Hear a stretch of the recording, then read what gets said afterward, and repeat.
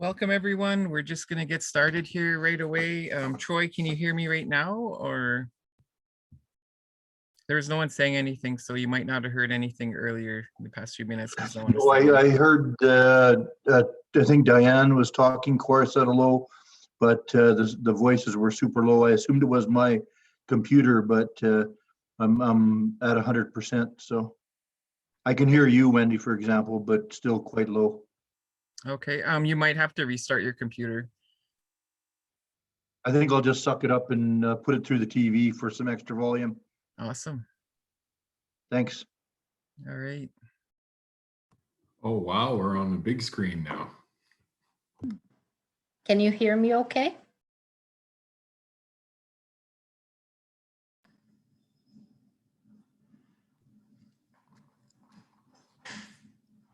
Oh, I'm on TV.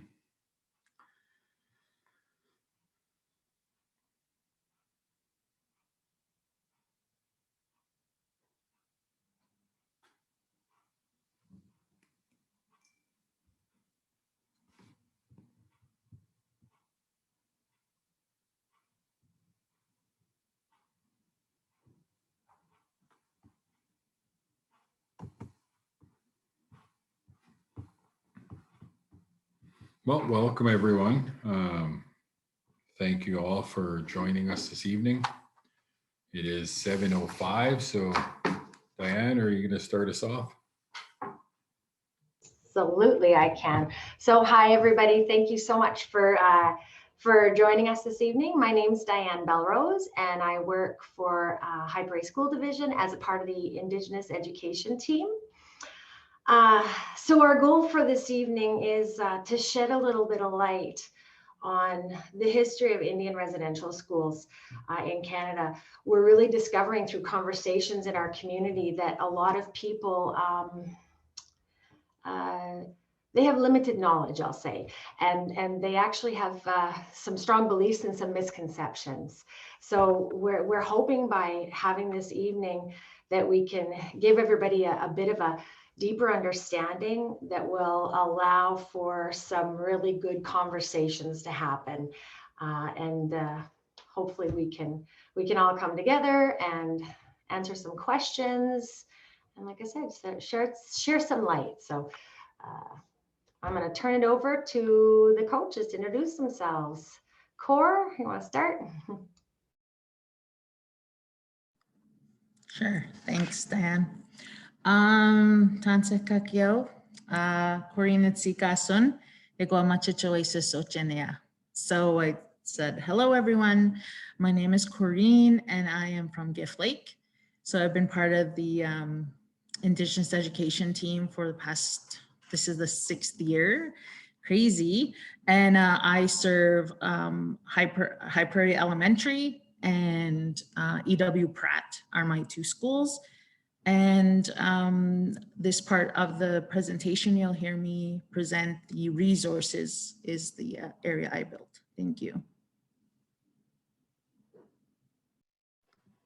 Connie, go next. Tansakakyal, Connie Sabo, Nitsikasun. I am from Peavine Métis Settlement, and I will be on the section of the allyship. And myself, I serve the Donnelly School, the George P. Vanier School. In Falher, I serve the École Routier School.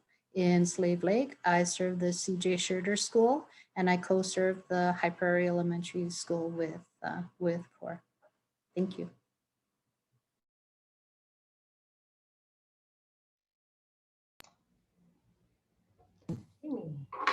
Tanse Jamie Shelfu Nitsigasun, Gruard, Alberta, Virginia. My name is Jamie Shelfu from Gruard, Alberta, and happy to be here, part of the Indigenous education team for, I think, 3 years now or so. I serve schools of Jussard School, the Prairie River Junior High, and the PVO Outreach in High Prairie.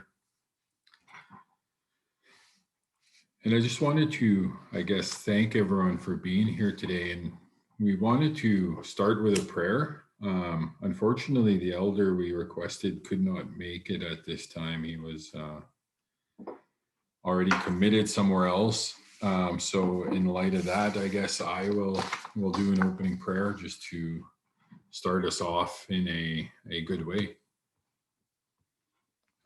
If you probably can't see, my smudge is going here not very well, but it's going. Mama Witawima, Creator, we thank you for another day on Mother Earth. We give thanks for the many gifts and blessings you provide for us. We give thanks for our health. We give thanks for our family. I thank you for the roof over my head, the food on my table, and the sacred water that strengthens and keeps us going. I ask you, Creator, watch over, keep us all safe today. And I also ask for forgiveness as I say this prayer, not in my native tongue. I'm saying it in English as I'm still learning my language. And yeah, I thank you for bringing everyone together. I hope we can come together with open hearts and open minds. And I thank you for guiding us in this work. Hi, can I ask them? And ask them one.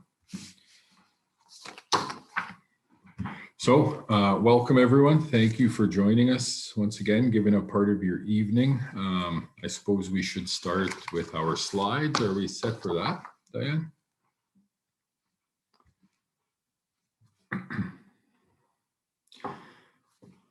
So just let me change my view a little bit here.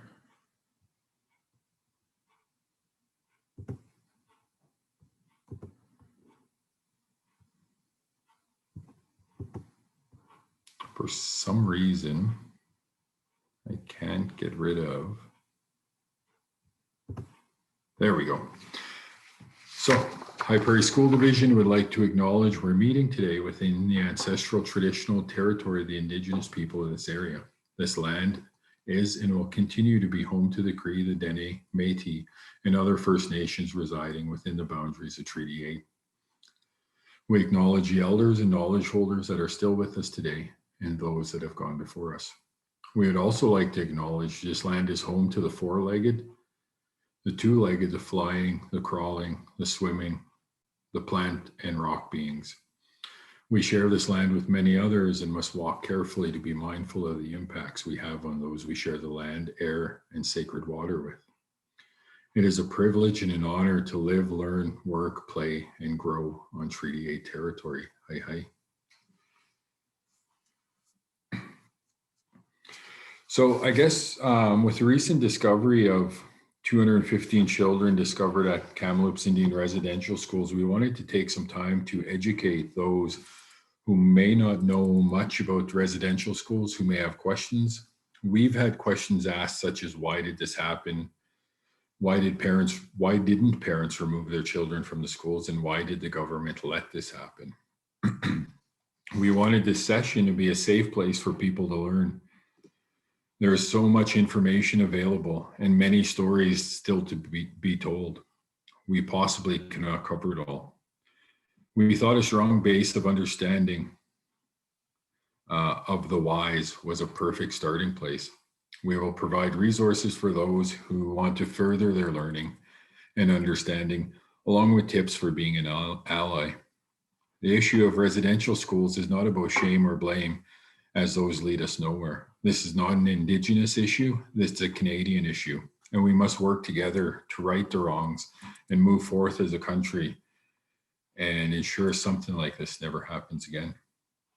To understand why residential schools happen, we must look at the history of colonization, the formation of Canada as a country, and the continued attempts by the Church, Crown, and government to eliminate their obligations and responsibilities and erode the rights of Indigenous peoples to land and resources. It all started in 1455. The doctrine of discovery was the international law that gave license to the explorers to claim vacant land, terra nullius, in the name of their sovereign. Vacant land was that which was not populated by Christians, and this was issued by Pope Nicholas V. And that doctrine of discovery started everything off. So jumping ahead to 1613, the Mohawk people noticed Europeans, Dutch, coming into their territory unannounced. An agreement was made as to how they were to treat each other and live together. This agreement became known as the Two-Row Wampum Belt Agreement, and that's the picture on the top left. Each of their ways would be shown in the purple rows running the length of the wampum belt. In one row is our ship of our white brothers' ways. In the other, a canoe with our ways. Each will travel down the river of life side by side. Neither will attempt to steer the other's vessel. And this was the first treaty struck between the Indigenous people of Turtle Island and newcomers to the continent. The earliest treaties that came about were peace and friendship treaties. They focused on how to peacefully coexist and laid out trade relations. With the French and the British fighting for a foothold in North America, treaties began to include military alliances with Indigenous peoples. Following the 7 Years' War, with the English defeating the French, King George issued the Royal Proclamation of 1763. This granted ownership over North America to King George. However, the Royal Proclamation explicitly states that Aboriginal title had existed and continues to exist, and that all land would be considered Aboriginal land until ceded by treaty. Moving forward, after the War of 1812 between the United States and Britain, the Crown no longer needed Indigenous people for military allies. They started to view Indigenous people as a barrier to land and resources. In 1867, Canada entered Confederation and became a country. In 1869, Britain, wary of American expansionism, sold Rupert's Land to the Dominion of Canada. That Rupert's Land is highlighted on the top right photo. It's the section in yellow. So a huge swath of land in North America. And this outraged the Métis living in the area that were working for the fuel trade. So that sale of the land and lack of representation in the government leads to the Red River and the Northwest Resistance. During this time, the buffalo is being cleared off the plains to open land for settlers and the railroad. Learning from its mistakes with the Métis, Canada enters treaty negotiations with the First Nations to ensure peaceful settlement of the West. Nations facing starvation due to the extermination of the buffalo are forced into signing treaty with provisions promised. A smallpox epidemic was another reason treaty was signed. And people signed the treaty to access the medicine clause, or they were promised access to doctors and medicine. Overall, throughout history, the Crown negotiated 11 treaties. These were the numbered treaties between 1871 and 1921. There's other treaties on the eastern side of the country, but we wanted to kind of highlight the numbered treaties as that focuses more on our area here. The treaties promise reserve lands, annuities, and the continued right to hunt and fish on unoccupied Crown lands in exchange for Aboriginal title. These treaties also held clauses for schools or teachers to educate children, and agricultural implements were promised to assist Aboriginal signatories in their transition towards an agricultural lifestyle. Aboriginal signatories were encouraged to settle on reserve lands in sedentary communities, learn agriculture, and receive an education. The leaders who signed treaty had no way of knowing the type of education the government would establish.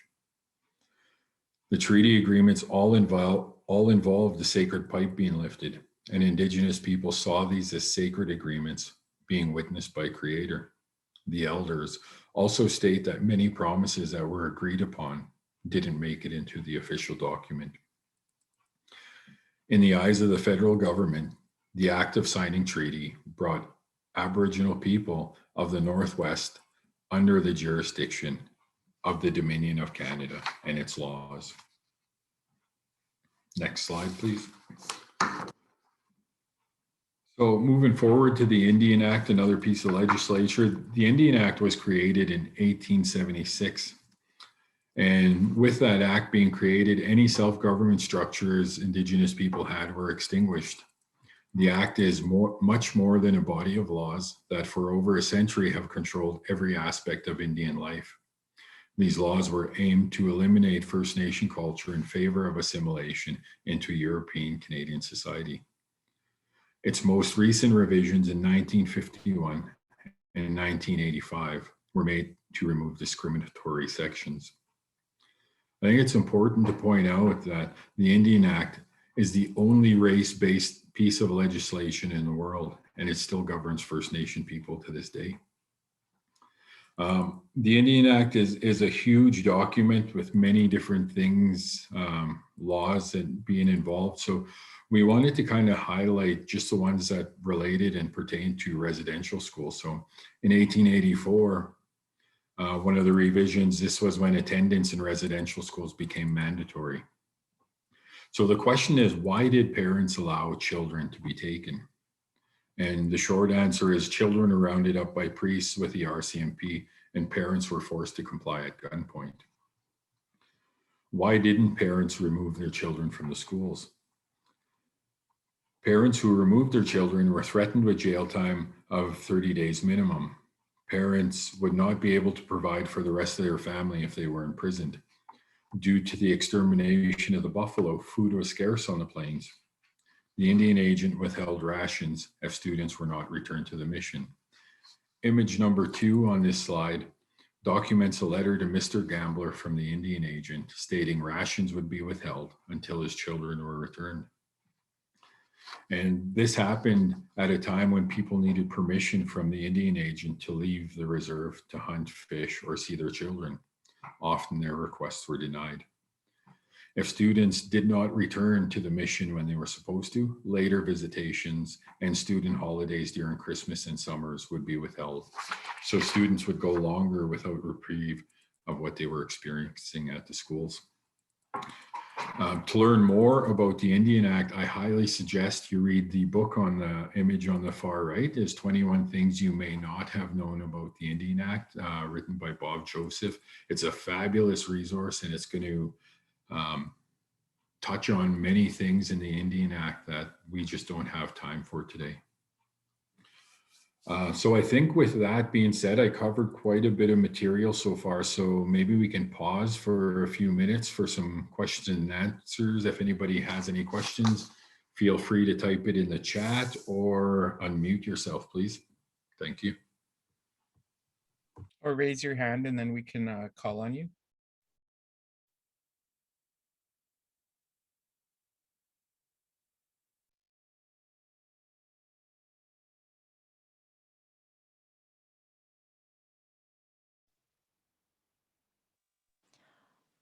Wendy, if this helps at all, right now I know a lot of libraries are still offering free memberships due to COVID, and that book in specific is, you can get it online through the Libby app, and so you can borrow it for free.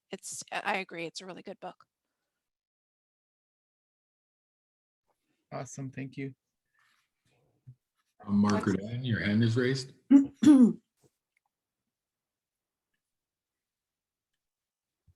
Diane, do you want to just stop sharing your screen, please? Sorry. I just have a question about the ages of the children that were taken. My mother was in residential school from the age of 3, and that came with her settlement, or before their settlement with Truth and Reconciliation. It showed that the age that she was taken to Uville was when she was 3 years old. Now, almost everything else that we are hearing these days, and that's written these days, says from the age of 7. But that's not right. And some of the records, I have a cousin who's, who can't find any record of her death, but her family was told upon visitation that she had died. And then the door was closed on them and they were never able to get any answers about when, why, where is she buried. So looking at the school records, there isn't any record of her ever being there either. So obviously those records got destroyed too.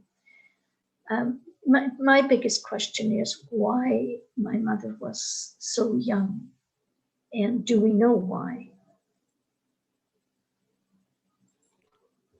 I think, and you are correct.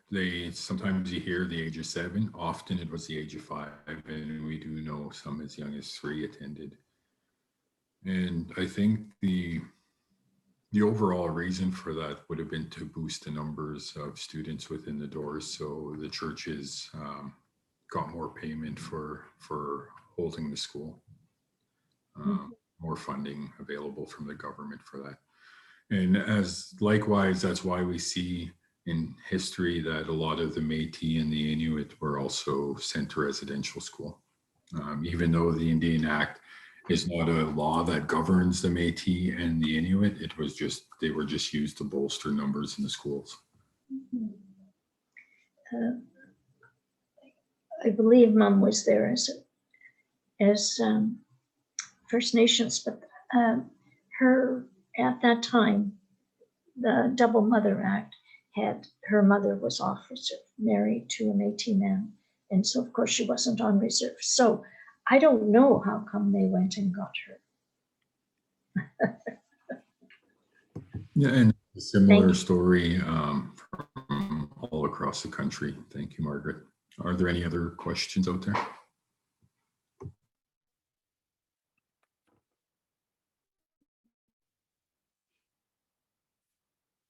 I just have a question. Curious then, when we listen to the numbers, which I suspect to some extent are the total numbers are unknown, but did it represent like all children, or was it just in selected places that children were removed, or was it felt that every child removed? I think often it depended on age. If you were pretty close to 16, 15, 16, then you may have been avoided, but often they did attend right up until 16. So at 15 years of age, if you were found, whereas you weren't rounded up at a younger age, you would have attended probably 2 years. And But would they have been areas in the country where there were populations that were sort of, I hate to say it, but untouched? Or was it all Indigenous populations, no matter where they were, they hunted them out and found them, so nobody was unscathed? Did they go everywhere? I think for the most part, it was clear across the country, although some communities got brought in at a later date just due to how hard it was to get to those areas at the time. Right?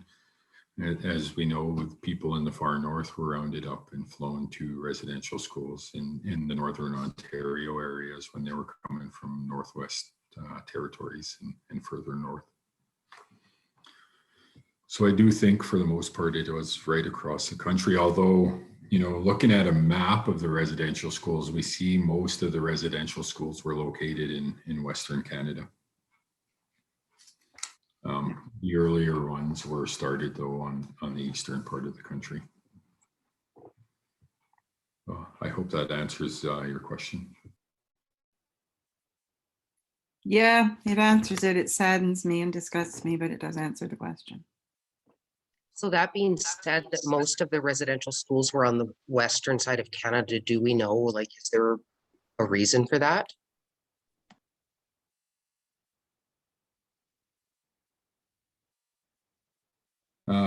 Absolutely, there was a reason for that. By the time residential schools were created and already well underway, the eastern part of the country was already settled and lands were already claimed in those areas. So they really wanted to open up Western Canada for settlers, and it's easier to do if you remove the people from the land, right? And as we get into this next section, that we'll talk a little bit on that. But in light of that, part of those treaty negotiations, those treaties were to open up the land, to make it available for settlers and to clear the land, right? So Indigenous peoples were placed on reserves, and that opened up wide swaths of land. So does that mean that the Indigenous people that were in Eastern Canada then, where you said settlement had already happened, what, I mean, I probably learned this in history because I grew up in Montreal, but golly knows I don't remember. So what happened to those Indigenous folks that were in Eastern Canada? So if there were more Indigenous folks there, but only some of them were in residential schools, did the other ones just, were they able to live on, or did they still have their land taken, or what happened with them? I think land was still claimed and taken through various treaties that were signed on the eastern coast, on the eastern part of the country. And absolutely, the Indigenous population did attend residential schools in those areas. And in fact, you know, some of the schools, the very first school was in Eastern Canada.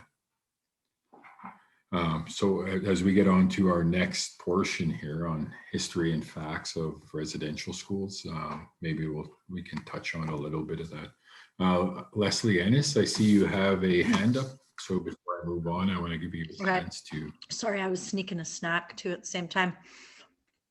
A question for you, because from my understanding, I did some research with my class. I teach grade 6, so we've been focusing on this recently. And I did some research that the school started as early as 1831 with the government not getting involved with the funding until later on. I think you had mentioned about 9 years after Confederation, 1876. But this went on, as far as I know, the last residential school closing in 1996, 25 years ago. I know that because my daughter's 25. And so during that time, and you talk about them being hunted down and taken in, as we evolve over the 100 years, our society changes as well. So looking into things where we are looking at First Nations individuals becoming into relationships with Caucasian individuals. So I know with my family history, or my ex-husband's, his grandmother being First Nations and the grandfather being white, she had lost her status by leaving the reserve. But I'm always curious as to whether that was the case for all of the kids, that if you weren't actually living on the reserve, would they hunt you down anywhere? Like, was it a census where was everybody accounted for and they would go looking for them? I think a lot of times they knew the numbers, and if you left a reserve, people didn't lose their rights by leaving the reserve. They lost their rights by marrying non-Indigenous. Right. Right. So for her children didn't have to go to residential school, and thus for my ex-husband, he didn't have to as well. You know, I think to myself, wow, you know, we certainly evolve as a culture in that 100 years. And I think about these schools still being opened in the 70s and the 80s. And, you know, when I think about First Nations people moving off of the reserve and moving into towns, and that would they have still been looked for and taken away from their families even then? Because I think when a lot of people talk about them taking away from their families, we tend to go right back to the 1900s in our heads, but we have to remember this went on till 96, right? So I was just curious if they were still in order, you know, if the kids were having to attend residential schools in the 70s and the 80s and even the 90s, whether they were coming after the kids then, coming to their homes and taking those kids, because I can't see anybody volunteering to go to residential school. And I think during more modern times, for sure, children would be registered. They would be on the register of the band, right? So they would have a list. They would know who belonged to what bands. And then in modern times, really, you start looking at tax returns and things like that, and it gets pretty easy to track people down, even if you're not. They would also remove family allowance, Leslie. So that was one way of forcing the children to go. So there's other tools that they used. Wow. Blows my mind. Okay, thank you for the input. Jamie, you have 2 other questions. Did you want to finish those ones, or? Sure, we can touch on those. I don't want to shift gears before we have a chance to share with everyone.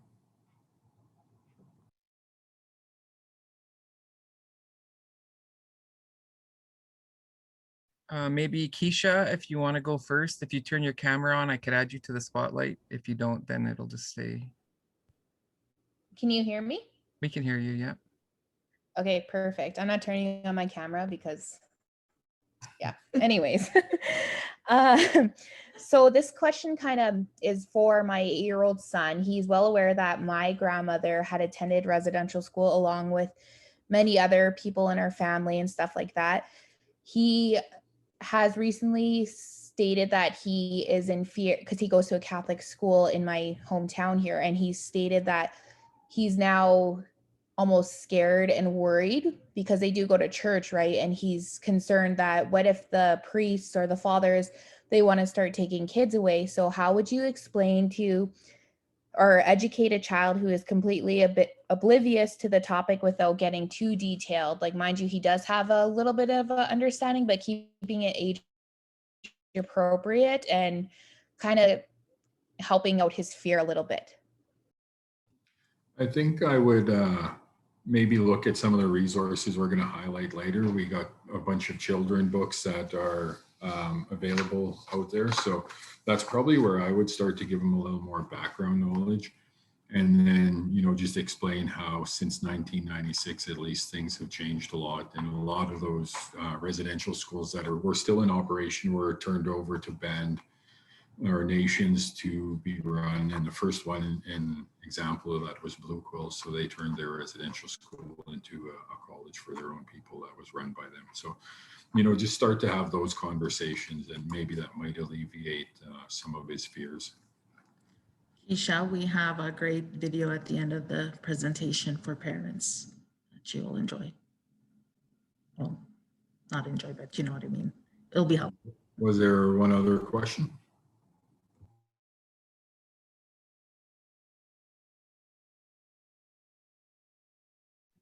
Someone named Alice has their hand up. I don't know if you can see that. Alice, please go ahead if you're ready.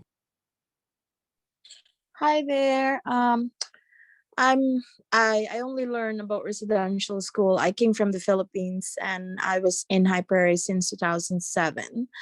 And I learned about residential school when I attended one of my seminars in Edmonton. And now I'm listening more. So kids or parents didn't have a choice. They were taken into, and you were saying about the places were funded by the government. So basically the government and the nuns and the priest were murderers together. It's I don't know. I said I wanted to, that Indian act, the book that you showed, I guess I can get more information because I want to educate myself more. When it happened, I posted, and of course in the Philippines, when I posted, a bunch of my friends back home, they're like, what is that? What is that such thing? And it's like, so I was trying to explain it to my sister, and I said, I don't really have a lot of knowledge, but I would like to gain knowledge because there's people that I know that were in there, but some people are, you know, you're not going to go to somebody that, you know, that they attended to school and ask them because it could be a very touchy part, right? So I don't want to do that, but as much as possible, I want to educate myself to learn more about the history and like what happened, and you're listening to it every day. And like with me, I have a 7-year-old son that is very, very into it, and he's not scared that he will be taken away, but to explain that, and I'm like, oh, let's educate ourselves. Thank you. Yeah, absolutely, Alice. Thanks for sharing. We do have resources later that will give you a good starting point. And, you know, the government, and not just the Catholic Church, there was many different churches that were a part of the residential school system throughout its beginning and up until its end. But I think we should move on a little bit, and at the end we'll definitely have time for more questions and answers. So if you have some burning question, please hang on to it, and at the end we'll have lots of time, I think, for that. Yeah, we'll start with Monica when we come back after that. I also shared the link for the Indigenous Canada. It's in the chat.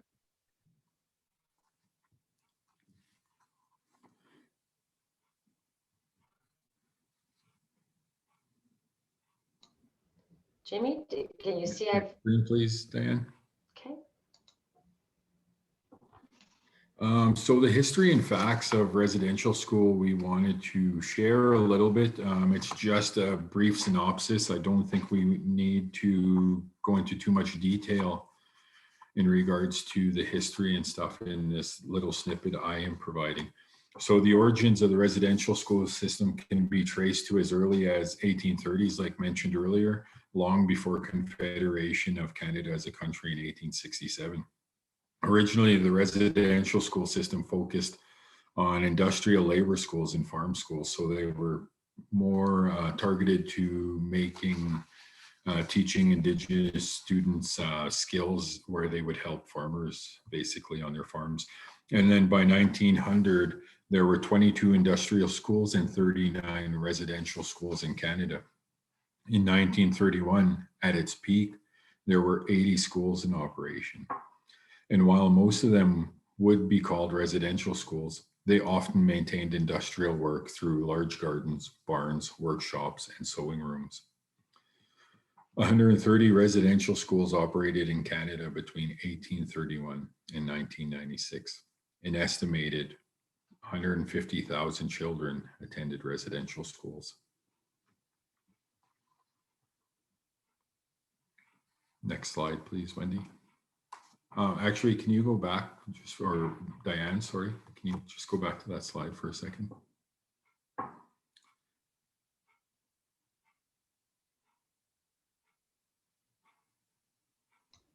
This slide, Jamie?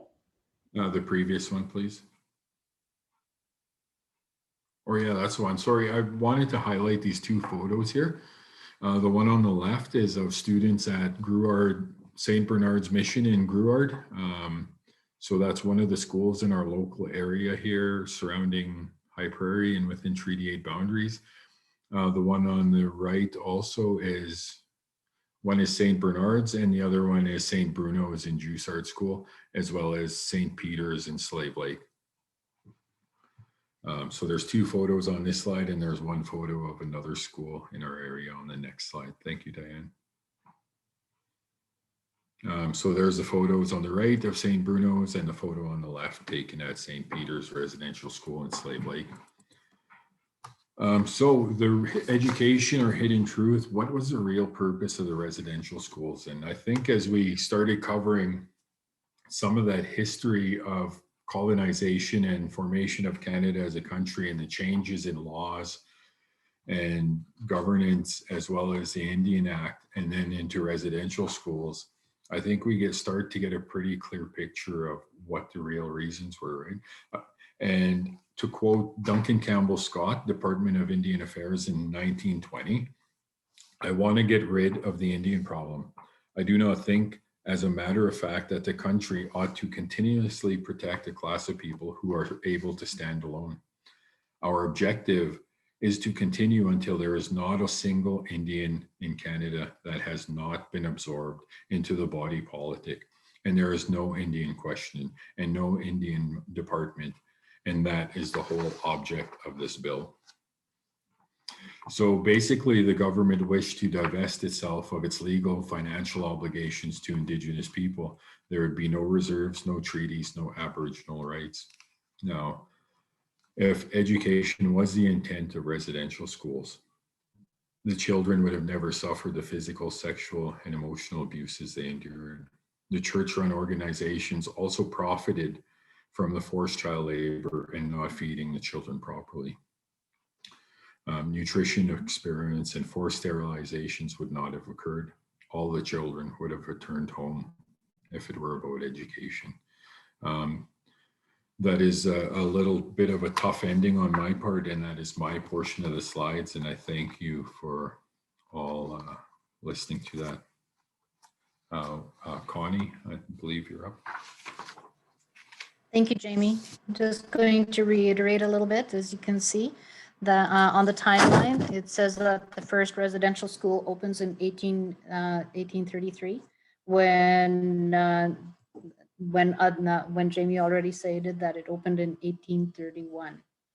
Okay, so differing On April 1st, 1920, Deputy Superintendent General of Indian Affairs Duncan Campbell Scott makes attendance at residential school mandatory for every First Nations child between ages 7 and 16 years of age. And we've already discussed how there's misinformation because it's much younger.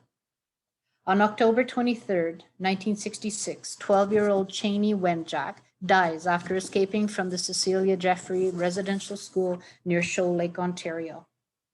That following November, a coroner's inquest into Cheney Wenjack's death is held. The all-white jury finds that residential schools cause tremendous emotional and psychological problems. They recommend that a study be made of the present Indian education and philosophy.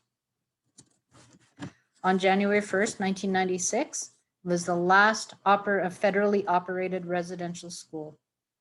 That's when it closes. Next slide, Diane. And here is a gentleman who is considered and seen as a hero. His name is Justice Murray Sinclair, and I'd like you to, I would like you to hear a comment that he made in response to a question given to him. Thank you, Diane.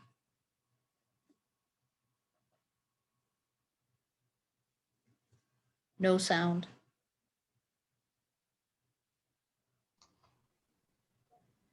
You just get over it and move on. And my answer has always been, why can't you always remember this? Because you started from the beginning, Diane? Are you not able to hear? We weren't able to hear from the beginning, and then when you turn the volume up, then we could hear. Okay. Thank you. Many people have said over the years that I've been involved in the work of the Truth and Reconciliation Commission. Why can't you just get over it and move on? And my answer has always been, why can't you always remember this? Because this is about memorializing those people who have been victims of a great wrong. Why don't you tell the United States to get over 9/11? Why don't you tell this country to get over all of the veterans who died in the Second World War instead of honoring them once a year? Why don't you tell your families to stop thinking about all of your ancestors who died? Why don't you turn down and burn down all of those headstones that you put up for all of your friends and relatives over the years? It's because it's important for us to remember. We learn from it. And until people show that they have learned from this, we will never forget. And we should never forget, even once they have learned from it, because this is a part of who we are. It's not just a part of who we are as survivors and children of survivors and relatives of survivors, but as part of who we are as a nation. And this nation must never forget what it once did to its most vulnerable people.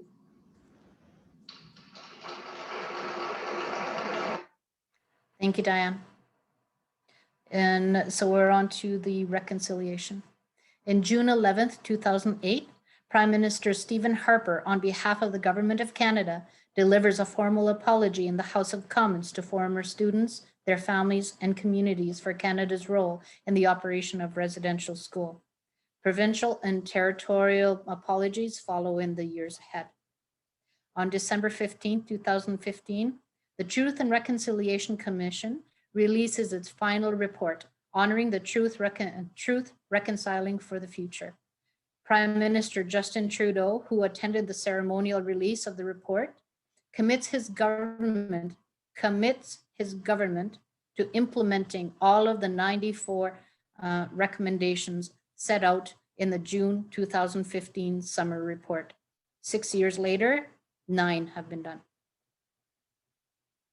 On to the next slide, Diane.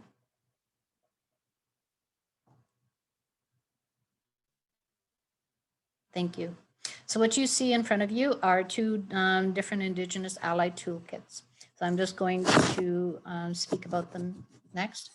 It's about being an ally. Being an ally is about disrupting oppressive spaces by educating others on the realities and histories of marginalized people. How to be a good ally? Let's begin with land acknowledgement. It is appropriate to provide a land acknowledgement at the beginning of an event or gathering.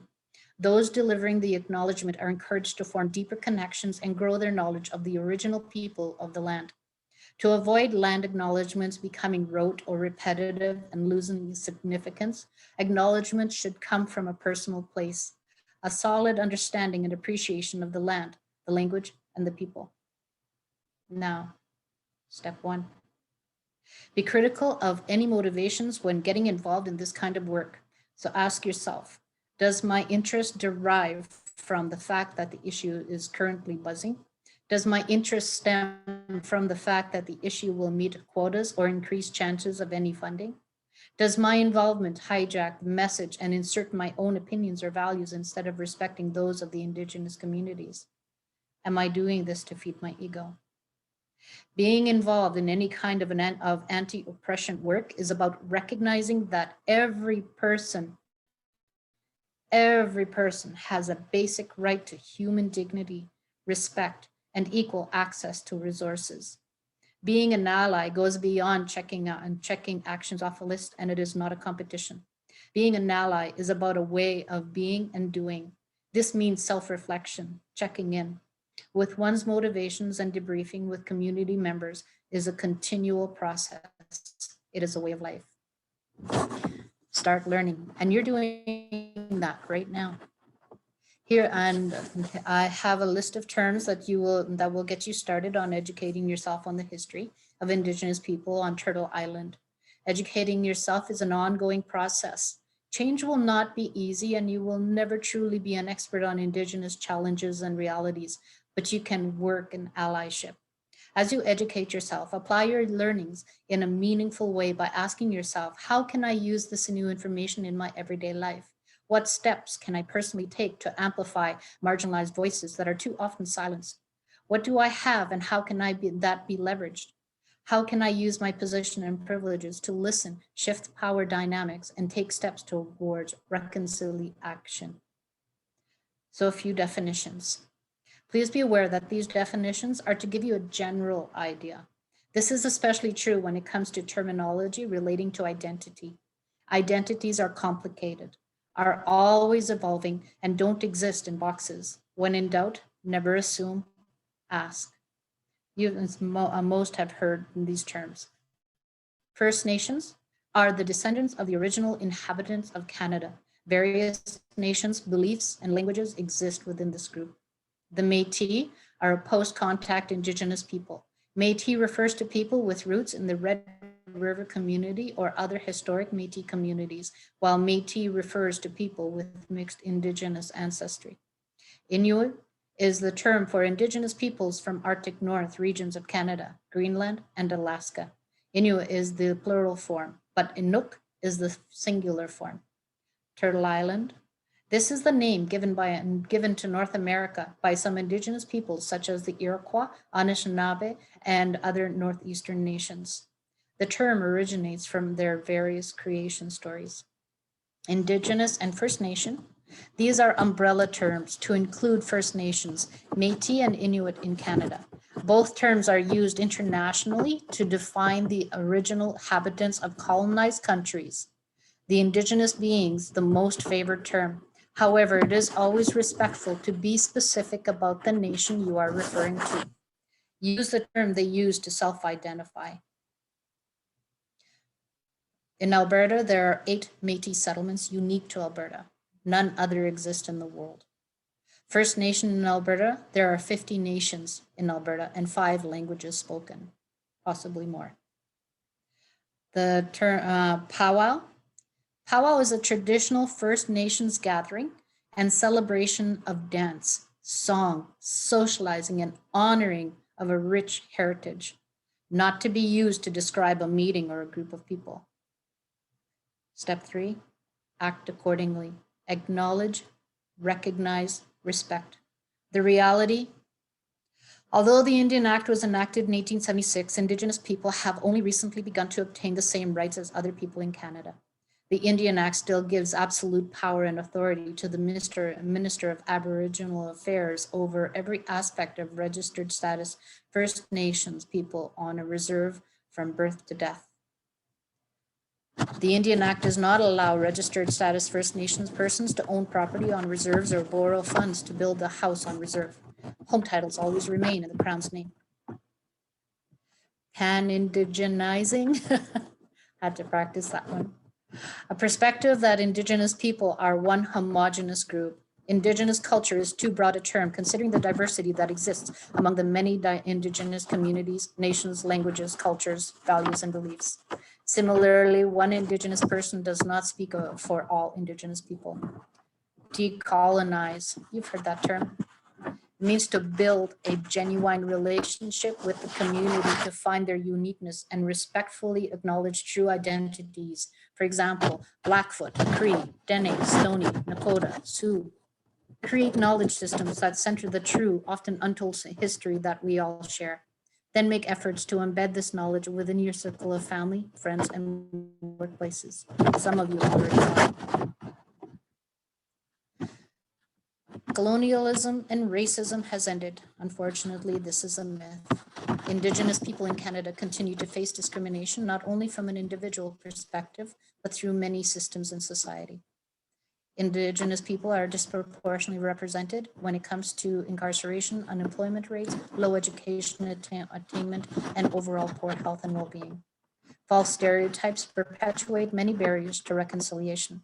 Such stereotypes continue to foster systemic policies that prevent the incorporation of Indigenous paradigm and cultural ways to inform our work. For example, the act of smudge, ceremonies, and other oral practices. To help, encourage your workplace to hire Indigenous people to be involved in the creation and ownership of initiatives that are about and for them. Pass the mic to Indigenous people at events, meetings, and in making decisions that affect them. Respect cultural protocols and tradition, for example, tobacco, smudge.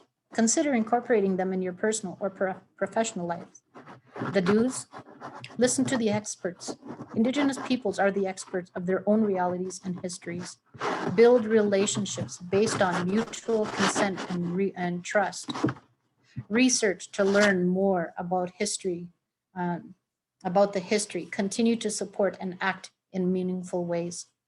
This could entail calling others out and holding them accountable when they are displaying oppressive behaviors, because when it comes down to it, being a good ally is about risking your voice to elevate others. Please remember, lastly, Indigenous people are grandparents, parents, children, and siblings. They are doctors, teachers, social workers, entrepreneurs, and artists. They are human beings.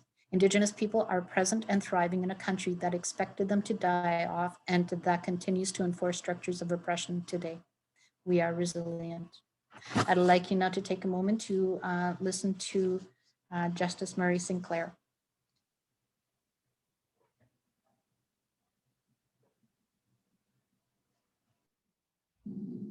Hello, everybody. I'm Murray Sinclair. I'm the chair of the Truth and Reconciliation Commission of Canada. I want to talk to you for a few minutes about the issue of reconciliation, something which, of course, is very important to us here at the Commission, but also is of interest and importance to a lot of people in Canada.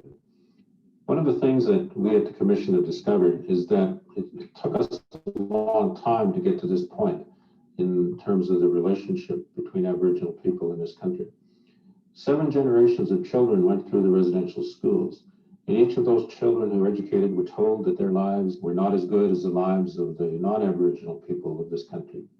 They were told that their languages, their cultures were irrelevant.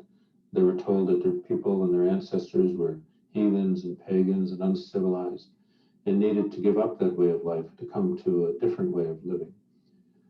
At the same time that that was going on, non-Aboriginal children in the non-Aboriginal school systems of this country were also being told the same thing about Aboriginal people.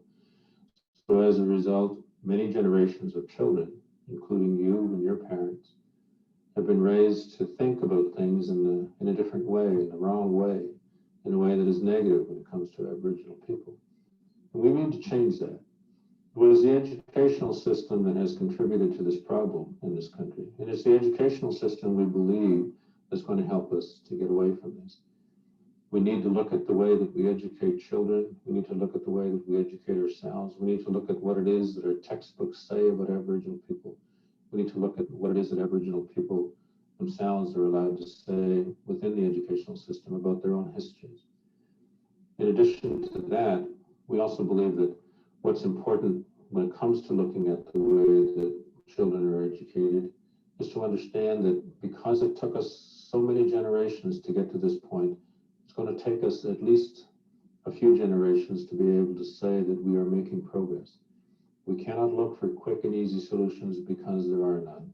We need to be able to look at this from the perspective of where do we want to be in 3 or 4 or 5 or 7 generations from now when we talk about the relationship between Aboriginal and non-Aboriginal people in this country. And if we can agree on what that relationship needs to look like in the future, then what we need to think about is what can we do today that will contribute to that objective. Reconciliation will be about ensuring that everything that we do today is aimed at that high standard of restoring that balance to that relationship. Thank you. I'll pass the mic to our amazing core. I just want to say something before course starts that just so you're aware, we're experiencing a thunderstorm here in High Prairie. So if all of a sudden our screens go blank, just have patience and we'll do our best to tether to our phones and connect that way. Thank you. Go ahead. Yeah, I know this one really freaked me out. This big thunder sound. Good morning or good evening again. My name is Corinne, and I'll be leading you through the resources part of the presentation. So if you could move to the next slide, please, Dan. So it was really difficult to try to select which books to highlight because there's so many awesome books out there. So we kind of did a little bit of both. So here we have some literature resources. If we look at like the early years, we have many wonderful books there that really look at teaching about residential schools in a softer way. A lot of, for the K to 2, it's a really tough subject to talk about. So, When We Are Alone are about 2 sisters at a residential school, and they find time to get together still and bond in their special way. You'll notice to the top left, Phyllis's orange shirt. So I think we might all be familiar with Phyllis Webstad, is the lady that started the Orange Shirt Day. And she initially came out with the book in the middle years called the Orange Shirt Story. However, thankfully, a few years later, she came out with one that was more focused to the K to 2, I would say. There's a video here that we're not going to watch. My point of putting this in the resources was it's called The Shishi Echo is the book right on top. But if you guys are looking for resources, and then if you go to YouTube, you can probably find people that have recorded themselves reading some of these stories. And so I wanted to put that as an example, that we have a person reading the Shishi Echo story. Larry Loy is a local, was a local Cree man from our area, and wrote a couple of really good books for the middle years. Fatty Legs is a really great book, used a lot in grade 5 because grade 5 has a very heavy residential school focus. And teen years, we just have some amazing books there. The one called When Jack, we already heard about Chani, and The Marrow Thieves is a really good book for grade 9, 10. So some adult books, Knock on the Door hasn't been mentioned yet, but it is a great go-to book that we've used as a team, and it'll really work on building your foundational knowledge around residential schools and other Indigenous issues, but predominantly residential school. Jamie already pointed out the 21 things you may not know about the Indian Act. Again, highly recommended. To the right, we have 4 different links, and I think it's our intention that you will get this, what you're watching right now, the Google slide presentation, you will get this, so you can go on it yourself and you can check out these links. We have the 108 Indigenous writers to read are like a list of 108 books that are just like amazing books to read. So I think we'll just continue on to the next screen instead of digging deeper into those lists.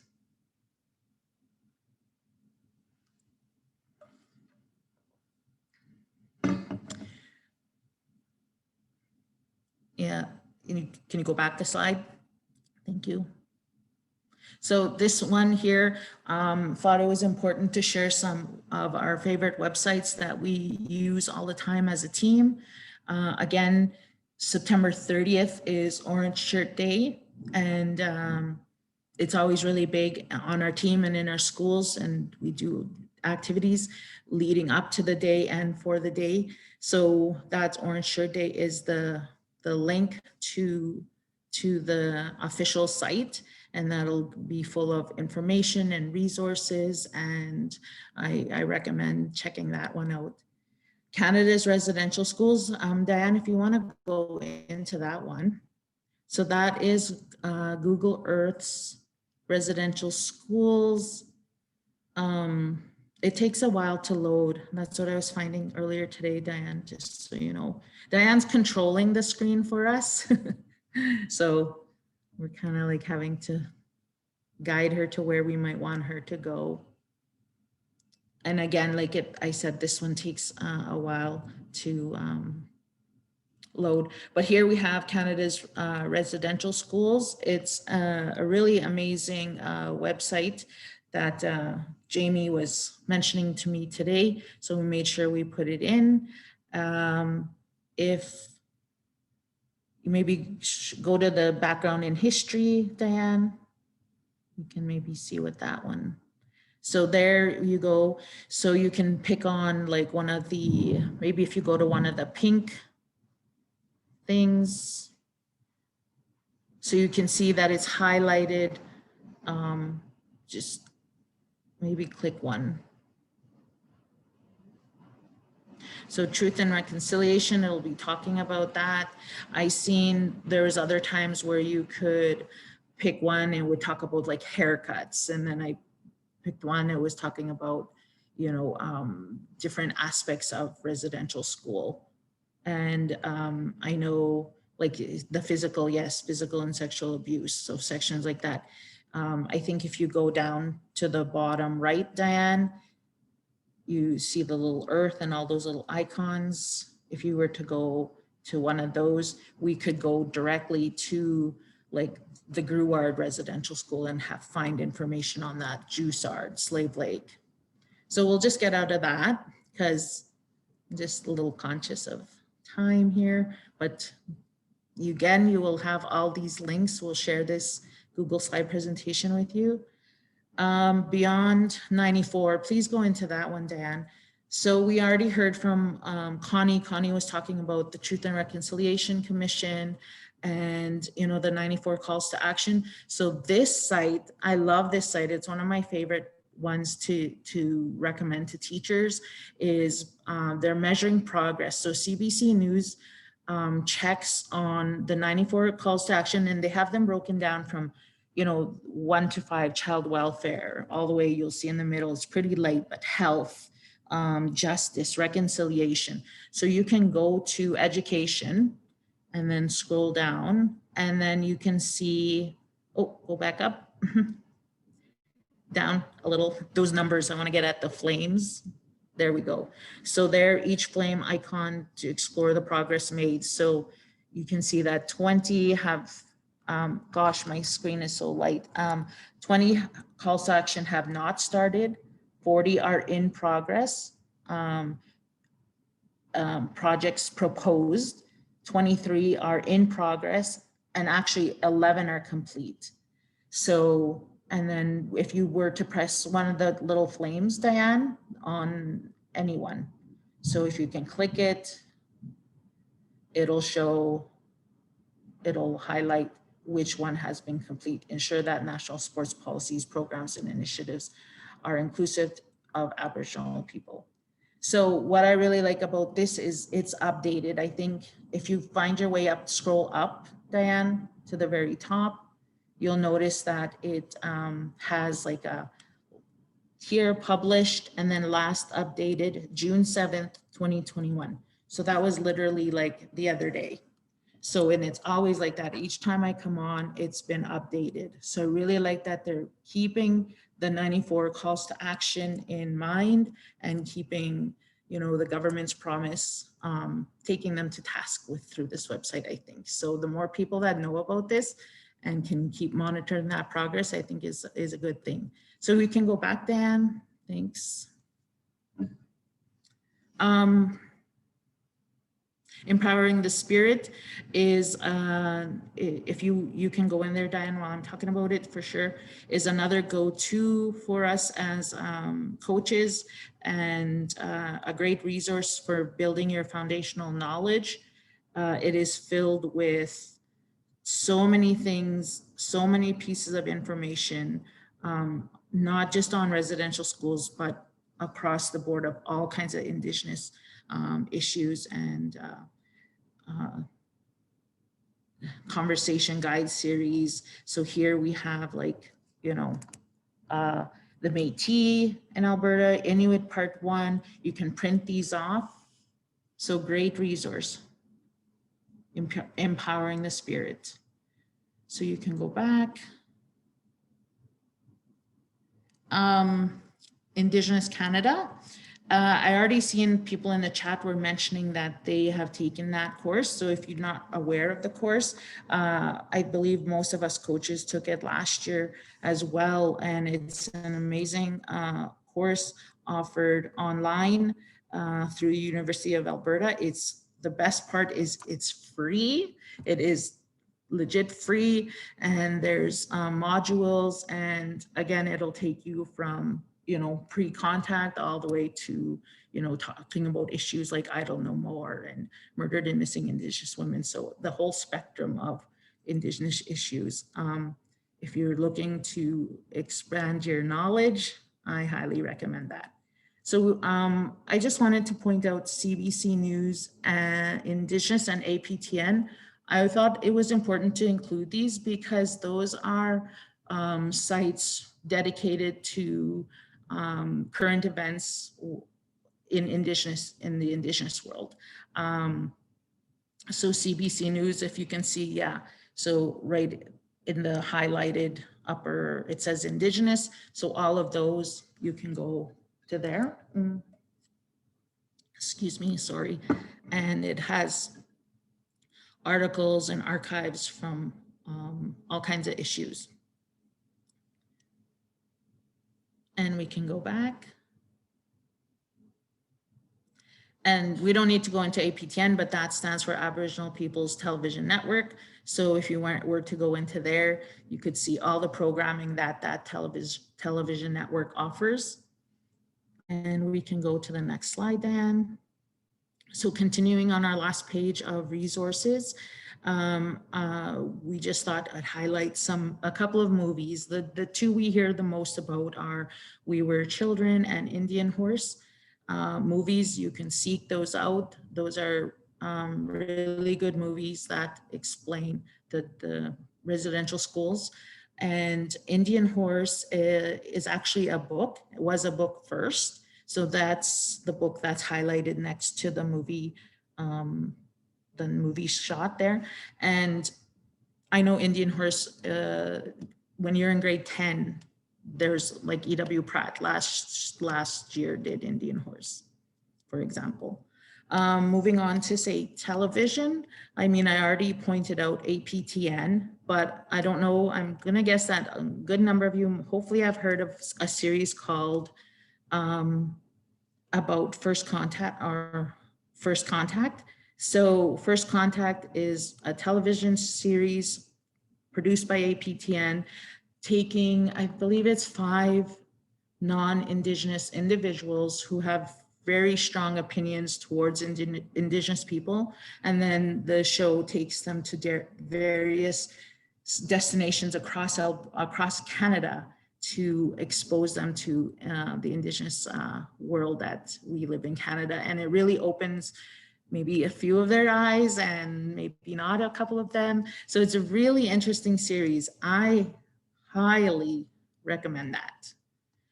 Music. So I am a hip fan, tragically hip fan for the past like 30 years or so. So one of my personal heroes is Gord Downie, because Gord Downie was the lead singer of the Tragically Hip, and he's unfortunately passed away. But prior to his death, for the last 3-4 years, he became a really strong Indigenous ally, and he really took to heart the story of Chani Wenjack, who we've already heard of his name, and he wrote like poems that became songs and then became a graphic novel called Secret Path. You can actually just maybe go to that, Diane, for a second.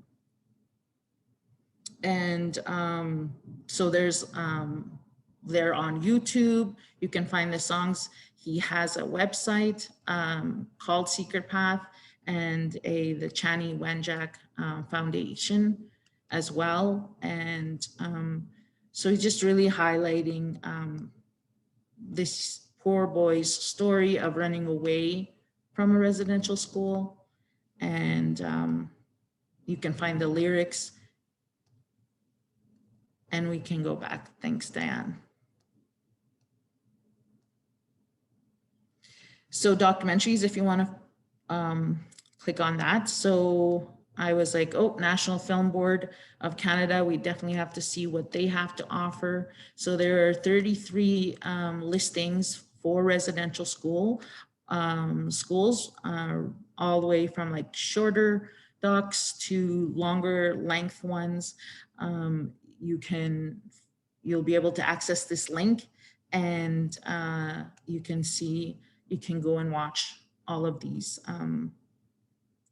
docs, including the We Were Children is here.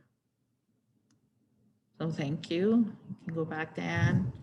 So YouTube, I just put YouTube because honestly, it is a go-to for a lot of people. You just put in the search residential schools in Canada and you can get access to literally thousands of information, old videos and stuff. We won't play it, but the video that's on the left, when you do have an opportunity to watch that, please do. It's a 5-6 minute video explaining intergenerational trauma. It is from the perspective of the Australian Aboriginals, but for those that don't know, they also went through a very similar experience. They had residential schools. So it really talks about intergenerational trauma, and we've used this video in our PD in the past as well. It's a really good video. Moving on, art. The Witness Blanket, that you can go to that, Dan. That is a website dedicated to the Witness Blanket, is a large scale art installation by artist Carrie, I can't remember his name. Yes. And so it was a monument that traveled across Canada to teach about residential schools. Right now, it is at its home, the Museum of Human Rights in Winnipeg, but it has over 800 artifacts on the blankets. You'll see, so the picture that was there, it was, I think it's like almost like 10, 12 feet high and, 40 feet long, the witness blankets. So if you ever hear of it touring Canada again, which I think might be a possibility in light of, some of the questions that that have come up in the last couple weeks. So you can go back, Diane.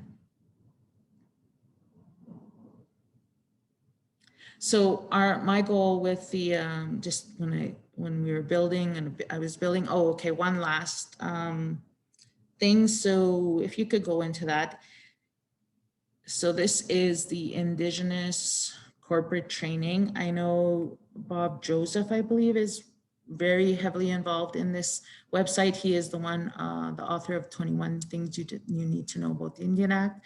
And so this website is for anyone who's interested, who is in working effectively with Indigenous peoples. There's training courses on here and books, blogs, videos. I highly recommend this website as well. So we can go back then. I also attached 10 things you can do, Kamloops Indian Residential School, if you want to click that. So that's a current blog that just came out in the past, like June 1st, it's dated. So just giving some things that you can do in response to residential school, the finding out at Kamloops. And possibly, I mean, at this point, we know there will be more mass graves found across Canada, that there's that call to look. And so an article like this might be well worth the read. And you can go back, Dan. So those are the 3 pages of resources that I worked on, and I hope it gives you like a really great information to build. Again, we always use this phrase, but your foundational knowledge on what you can learn. So we'll just go on to our closing. So here, we have time for questions after and some final words, but we did want to share this video with you. It's it's kind of long, but I think it's really worth it. It's really worth it too if you're a parent or a grandparent, a kukum or a Muslim that is wondering, how do you explain the horror of residential schools to your child? That probably has some questions right now. So Monique Gray Smith is an author. These are on the left. These are books that she's written, and our grade 5 class across the division is reading Lucy and Lola right now as we speak. And she really explains in a really kind, gentle way. And you can just, about residential schools, like how you can talk to them, how you can talk to your child. If you can just play the video, Diane. My name is Monique Gray Smith, and I'm an author for Our Littlest Citizens and all the way up to Our Not So Little Citizens. And since the news broke on May 27th about the 215 children and the unmarked graves on the residential school in Kamloops, Fort Mac, I've been inundated with requests about how do I talk to the kids, both from parents, grandparents, and teachers. So I thought I would do a short video about some pieces that might be helpful to you. I think the place to start is checking yourself. How are you feeling with this? And what do you know about the truth of Canada? There's so many places to expand your learning about the truth of this place we call Canada. So that when you have these conversations and you get some of the difficult questions from your children, you are ready to answer them. And that before you have the conversation, that you feel like you're grounded. And so you might have a child who asks you in the car on the way home, why am I wearing an orange shirt again today? You can say, you know what, after dinner, let's have this talk. You can do it as you go for a walk. If you're in a class, you can ensure the chairs are all in a circle so that everybody can see each other and have equal conversation and equitable conversation. To think about and tell the truth, that for a very long time in this country, there were laws that sent Indigenous children to schools that were far away from their homes. And that in those schools, really bad things happened. And again, your language, depending on the child or the children, will vary. You might say there were really bad things happen. If they're older, or maybe they're, more developed emotionally and intellectually and mentally than their age, you might tell them there were abuses that happened. And you can give them things to read, right? And you can read with them. I think also, if they're ready to have those conversations about why were these laws put in place, that we as Indigenous people were seen as inferior, that we needed to change, that our ways, our culture, our language, our ways of knowing, being, and living and walking in this world were seen as, not held with dignity, not held with respect, seen as needed to be changed. And again, the language you can use if they're older and they understand, you can talk about assimilation. Again, if they're older and they understand, you can talk about genocide and how that actually is what has happened in this country. Some of you have been asking, what can I read? So I'm going to give you authors' names, not necessarily books, because some of these authors have a collection, and not just books, but they're contributing to the wellness of our world in many ways, through podcasts, through movies, through TV. They're the creators.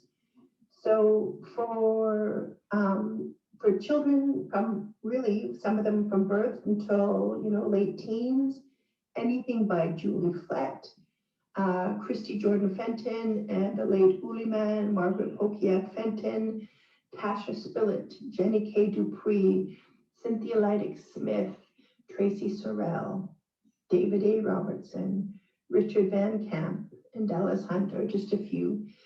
I also have a few books for our littlest citizens, like My Heart Fills with Happiness. And You Hold Me Up. This book is now available in Anishinaabe in English. And it really is a book about how do we want to be together. You hold me up when you're kind to me, when you respect me, when you play with me, when you listen to me. All those ways of how do we be together. And then when we are kind. This book, illustrated by the beautiful Nicole Neidhart, is really a salve right now, right? Kindness is a salve. Kindness lowers our cortisol, which is the stress hormone, and increases oxytocin and dopamine, which is the love hormone. So if you're looking for some ways to change things, be kind, contribute.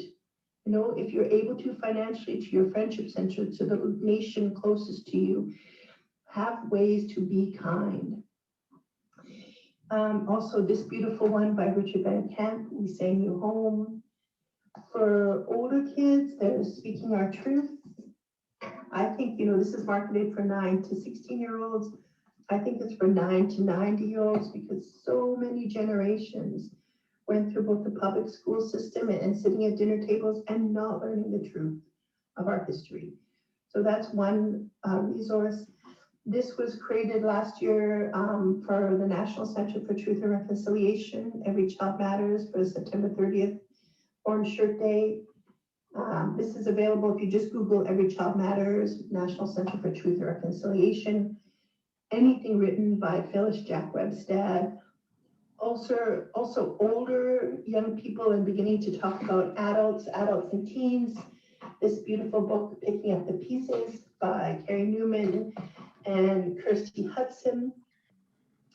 Also looking at this book, this flip book, Lucy and Lola, and then literally when you flip it over is this beautiful story, When We Play Our Drums, They Sing by Richard Van Camp. Also a few more authors' names for adults and teens, anything by Tanya Talega, whether that be reading material or podcasts. Cherie Demoline, Louise Erdrich, Michelle Good's book, Five Little Indians, Helen Knott in My Moccasins, Teresa Mailhot, again, David A. Robertson, Richard Van Camp, Wabugashig Rice, Drew Hayden Taylor, Thomas King, and Richard Wagamis. All of those storytellers and writers have books, short stories, podcasts, ways for us to continue to learn and grow. And they all address not only residential school, but the legislations that have impacted perhaps the wellness of us. I know legislations have profoundly impacted my family as an Ikihoa as a Cree woman, and that the legislations have ripple effects. And one of those ripple effects is our relationships between Indigenous and non-Indigenous people. And this is one of these times that we can begin to come together. You know, at the closing ceremonies of the Truth and Reconciliation Commission, Dr. Marie Wilson talked about the children who never came home, who died at residential school. And she's like, can you imagine the utter devastation? Can you imagine? And that's what's happening now. Is parents, grandparents, aunties, and uncles are imagining. And the empathy is coming alive. And that empathy will move us forward. It will create change. We cannot rely on the federal or provincial governments for that change. We've seen that. The change is incumbent upon us as citizens who live in this place we call Canada. And so I invite you to please have these conversations with your children. Have the conversations in the classes. Hold the space. Have the conversations with your friends, with your older relatives. And yes, there will be some who will have the usual responses. Oh, that happened so long ago, blah, blah, blah. But the reality is that we are only beginning this journey to, heal, to understand, to uphold dignity, and to move forward.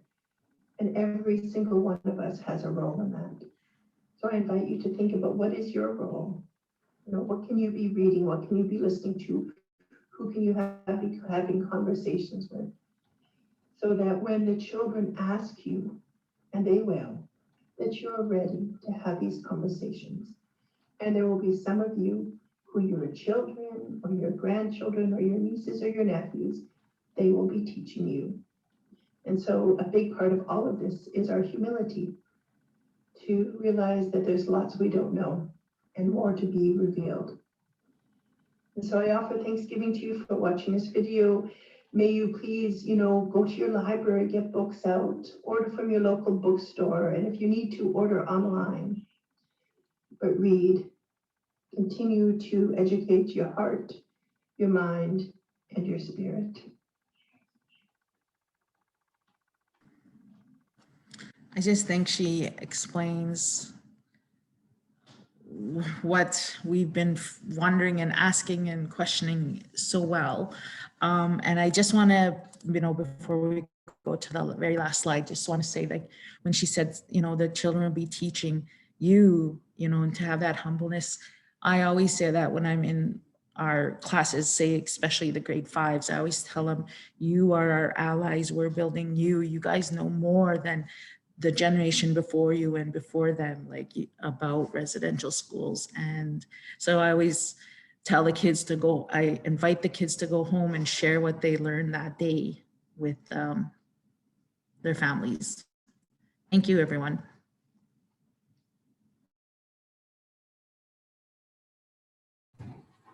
Yeah, hi, Cor. Pretty hard to follow those powerful words from Monique Gray. Thank you for adding that video. I guess at this time, we are pretty much at our limit here, but we definitely want to give everyone opportunities to ask questions. And I did see in the chat, Monica had a question for me. Sorry, trying to do 2 things at a time. So this is a question back to one comment that you, one part of your presentation, you mentioned there were 11, and I apologize for my accent, treaties on your area.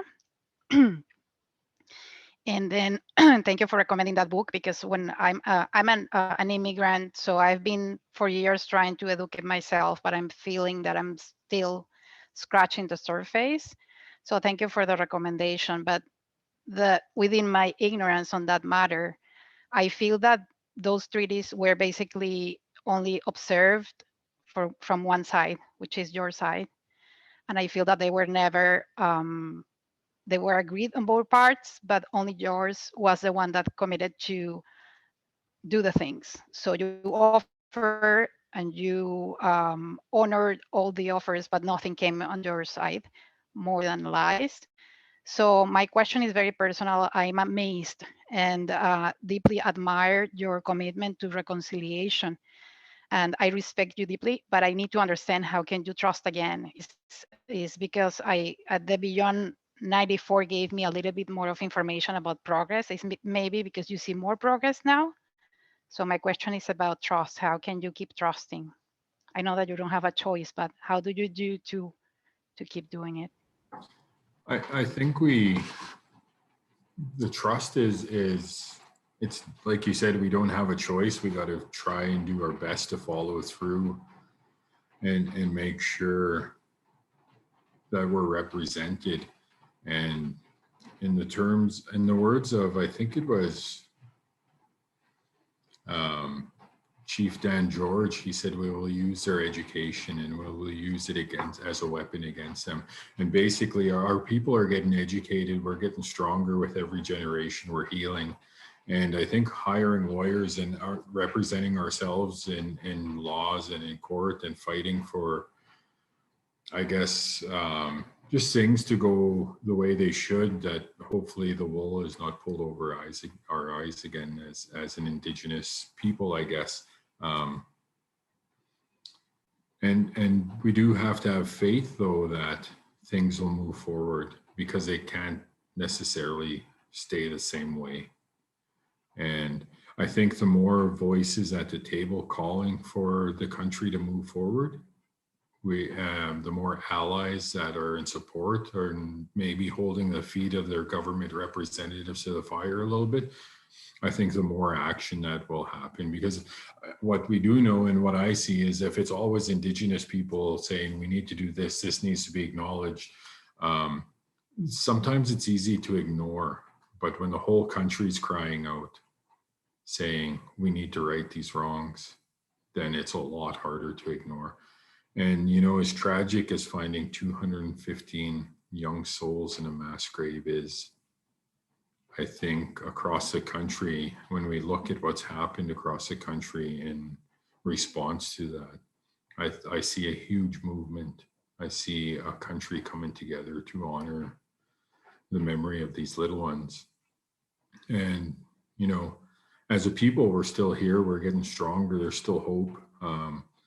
And you know, every generation's getting prouder and stronger. And, you know, I have our cultures coming back, our ceremonies are coming back, our teachings, our stories are coming back. And it's just so wonderful to see. I probably am more connected with culture and ceremony and things of that nature than my dad was. And I hope, and I truly hope that my children will be even more so connected, that I can start learning these teachings, these cultural knowledge that's being shared present day, and pass that forward. And that all our young people continue to pass that knowledge, learn that knowledge, pass it on, and continue to grow stronger as time goes on. And absolutely resilience, Wendy. Our people, often you hear about trauma and being stored in DNA, right? And that our blood remembers. And as tough as that is to talk about, I think we often forget that resiliency is also stored in our DNA. And our people are strong people from coast to coast. And we're still here, even though all the laws and all the things the country and throughout history has happened to kind of eradicate and beat down the people. We're still here, we're getting stronger. And, you know, the more people we have at the table, the more allies, even, you know, things are going to move so much quicker. And thank you, everyone, for being here tonight to spend some time and share hold some space with us to talk and learn and discuss.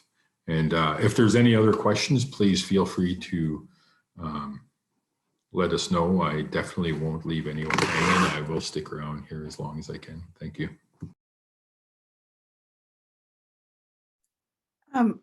It's me again. I like to talk, and it's kind of scary because sort of feeling a little at a loss for words. I feeling overwhelmed, feeling disgusted, and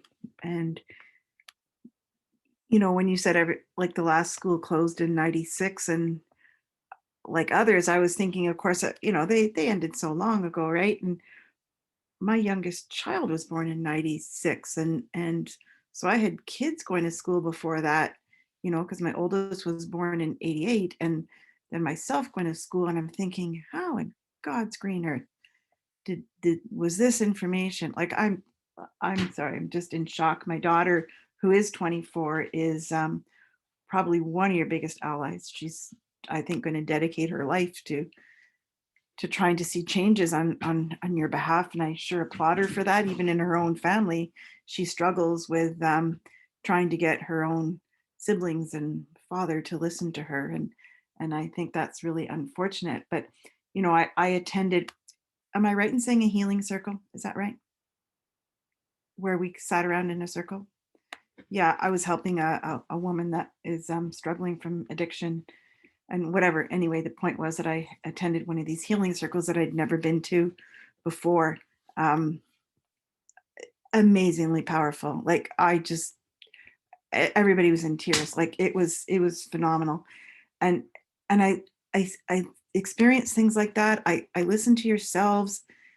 And I think, how can the rest of the world not see that this is just almost like an amazing way of living? And I don't know. Anyway, but my question is more of an unfortunate one. When you look at those that are struggling from intergenerational trauma and how their response or the cope rather, not their response, has been, abuse, alcohol, drugs.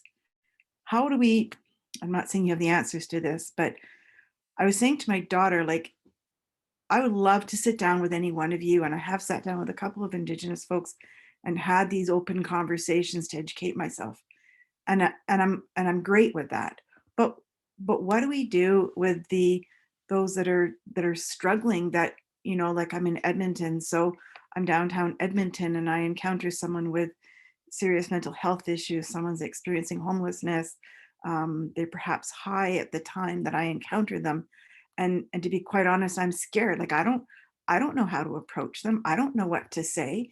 So then I'm going to turn my back on them, not because I want to turn my back on them, but I don't know what to do in those cases. So when I see people like yourselves, I've no issue. Let's sit down and talk for hours. Like, I'm good with that, but I don't know what are we supposed to do or should be do, or do we leave that to the experts? But then I worry that they're not getting anywhere, not because they're not trying, but because they don't have whatever supports they need to help these folks. I don't know. I'm probably spinning in words here, and I apologize for that. I just feel like I'd like to cry. That's how I'm feeling. Oh, thank you, Nancy. I think that's a tough question, right? How do we move those people forward who are struggling with mental health, loss, grief, trauma? And to make I guess it's not easy, right? And my suggestions would be to start connecting them to the land, get them out of these concrete buildings we build, right? These hard streets that we walk on, sidewalks, right? Get them into the land, let them connect with Mother Nature. And that's probably the best starting place. And then, connecting with resources in your community, such as Native Friendship Centers or elders, or right directly with Indigenous communities, and maybe making those connections for that person to those people so that they may start to connect with culture. And those are very good starting places. And I believe once you start to connect with the land and start to learn and attend ceremony and connections with elders, that healing already begins and is already on the path it needs to. And then I find one of the last steps for healing is about forgiveness, right? And forgiveness is different than forgetting. Forgiveness is about acknowledging what happened and not letting that control you or affect you any longer. And that's the real power in healing. is that forgiveness piece. Because if you don't forgive, every time you remember something that happened to you, that trauma, you're triggered again and you're angered, and you're never going to truly heal until that forgiveness piece is there and you can move forward. And I applaud you for being able, sorry, my dog is possessed. Like the thing I worry about with my daughter, that, you know, in her education, I worry that she is so, and this may not be the right word, so I apologize, but like caught up and obsessed with all these inequalities in the world, and particularly as it relates to Indigenous, and even more specifically with women. And even myself, like I feel like overwhelmed, like I want to go do something nice after this, and I think I don't deserve to go and do something nice. So how I'm worried about her and even others who may be hesitant to get involved and to truly learn, right? Because it is overwhelming, and I'm worried that she can't enjoy any happiness because she's just obsessed with these horrors that happened and are continuing to happen. So how do you know, try and balance that somehow? You know, I don't know. I'm dominating here and I apologize. I just feel overwhelmed. Absolutely. I can understand why somebody can get lost in that. And, you know, to Nancy, if somebody put some work forward and one person is affected, whatever work you put in was worth it. Mm-hmm. And is that enough? That's enough. And if you want to go further than that, excuse me, absolutely carry the work further. There's never going to be a shortage of work, however, and we can't do it alone. That's why we need to just have as many people that are willing to step up. And, you know, sometimes it's scary. Well, it's always scary when you're starting this kind of work, I guess. You know, and it's uncomfortable. But without being uncomfortable, we don't grow. We don't evolve. Mm-hmm. And we need to start having these uncomfortable conversations to move forward. Otherwise, we're always going to be stuck back there. I think you guys have educated her, because these are the exact words she says to me all the time. You have to have the uncomfortable conversations. You have to, you know, face what yeah, pretty impressed. And just while I'm here, just say thank you so much for all of this. And I do hope that I see you're recorded and we're going to get it shared. So hopefully we can share this with others in our family and friend circle, because pretty important. This is great. And I appreciate all you've done. Sounds like your daughter has a really great mom. Tried to instill goodness her. I think I instilled it a little bit too far, maybe.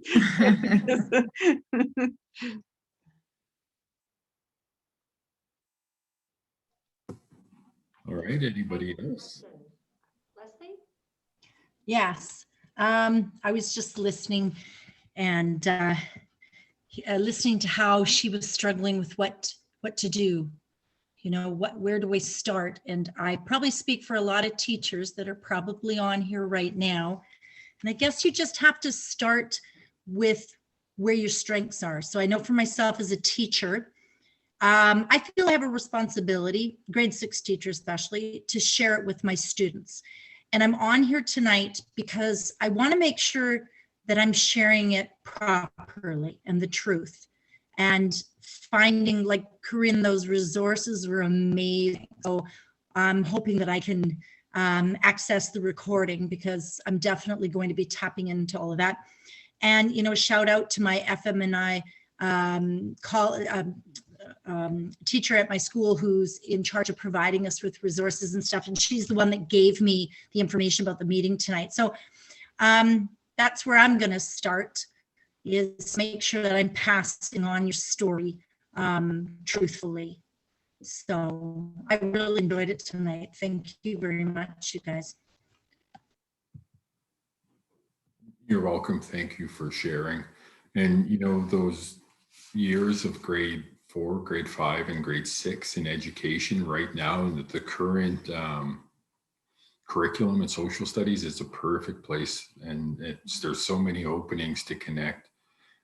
teachings and understanding around history, around the treaty, the Métis, the Inuit, and all these things, the history of life in Alberta, history of life, the stories of Canada.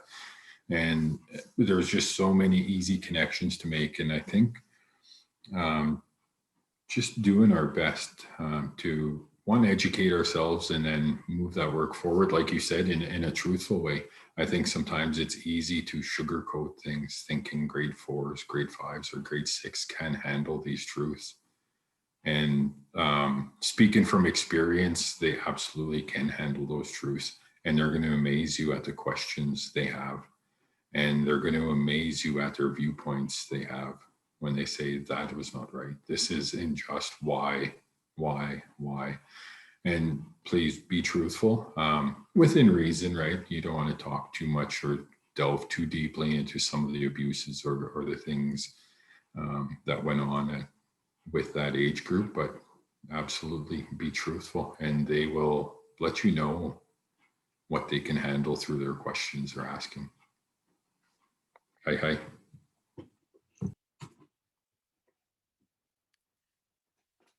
I'll ask a question. What does that actually mean? What does hi actually mean?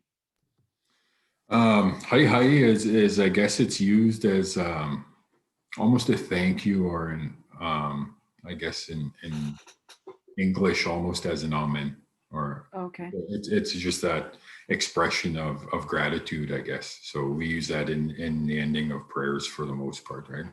So it's I've heard it so much, but I've always been embarrassed to ask what exactly it means. I respect it, but I don't know what it means. So thank you for that. Yeah, so off the top of my head, I don't know the exact translation, but that's the way it's used most often, is that expression of gratitude, whether thanking somebody for a gift or for sharing, or thanking Creator for prayers you asked for. Hi. Thanks.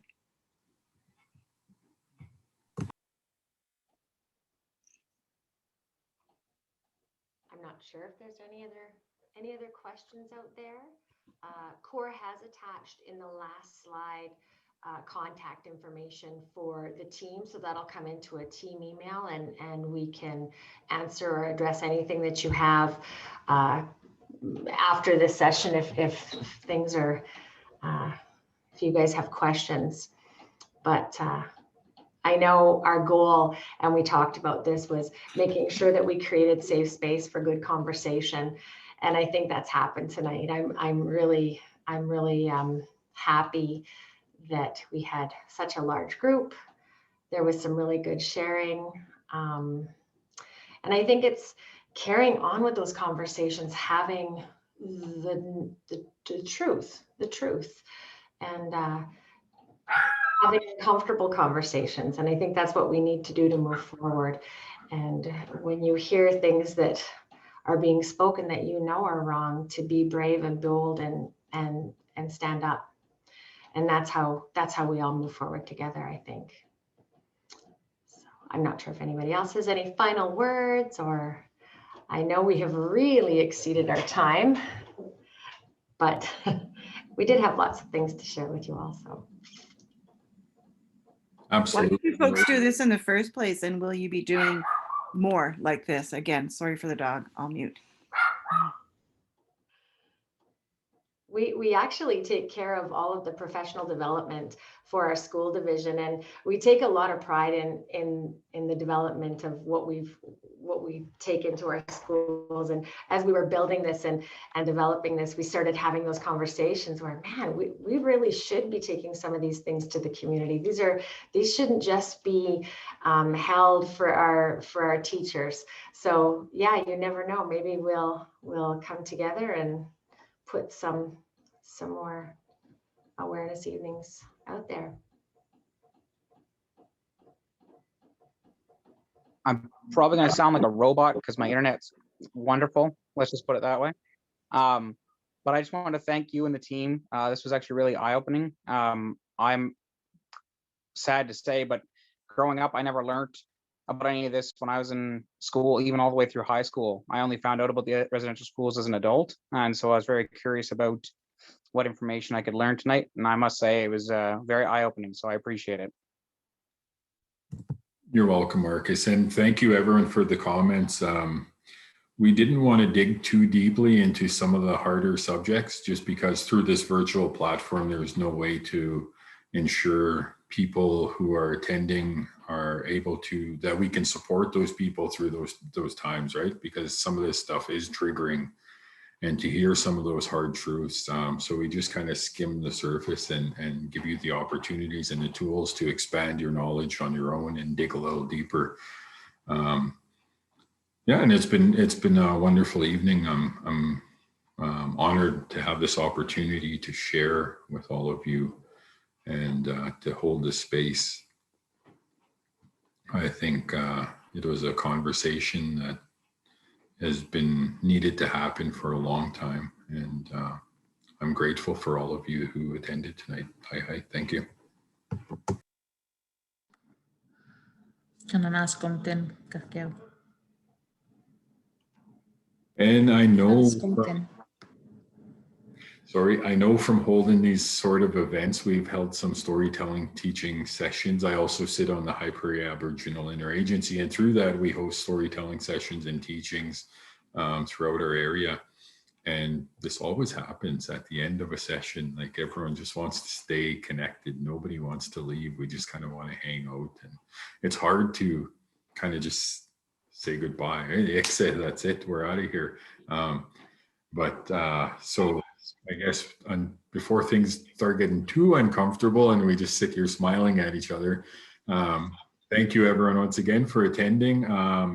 We will definitely get those the recording and resources out to you guys, and yeah, keep having those conversations. Have them with as many people as you can lure into a conversation, and yeah, let's move this forward. Thank you. Forgot about telling them about the storytelling, Jamie, on the 22nd.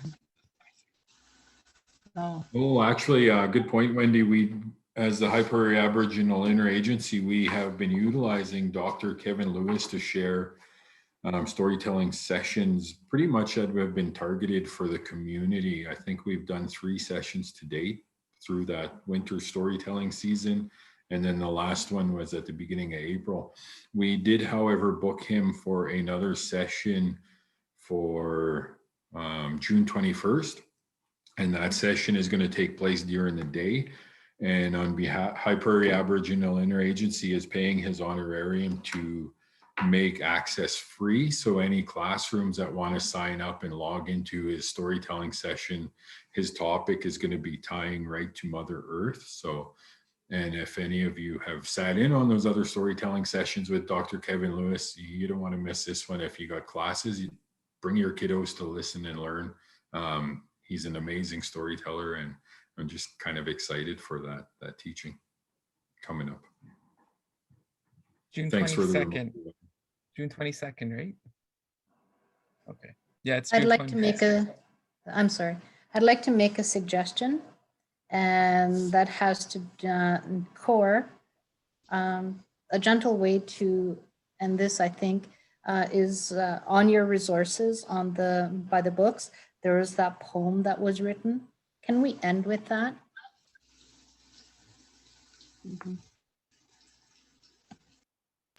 Diane, if you can share your screen, because I don't have access to it. So it's the page that it's introducing the resources. Thank you, Connie.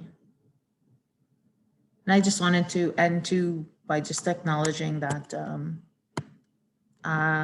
you know, my cookum went to residential school, and I think Jamie and Connie, so we're all intergenerational survivors here speaking, and it was an honor. I know my cookum would be proud of the work that I'm doing in my school. For sure. Absolutely. So this is a story, a poem written in the last week or two.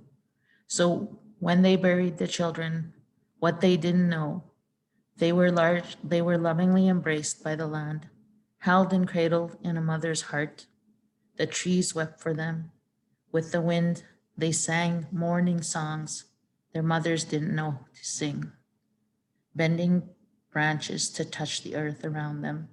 The Creator cried for them, the tears falling like rain. Mother Earth held them until they could be found. Now our voices sing the morning songs with the trees, the wind, light, sacred fire, ensure that they are never forgotten as we sing justice. Abigail Echo Hawk.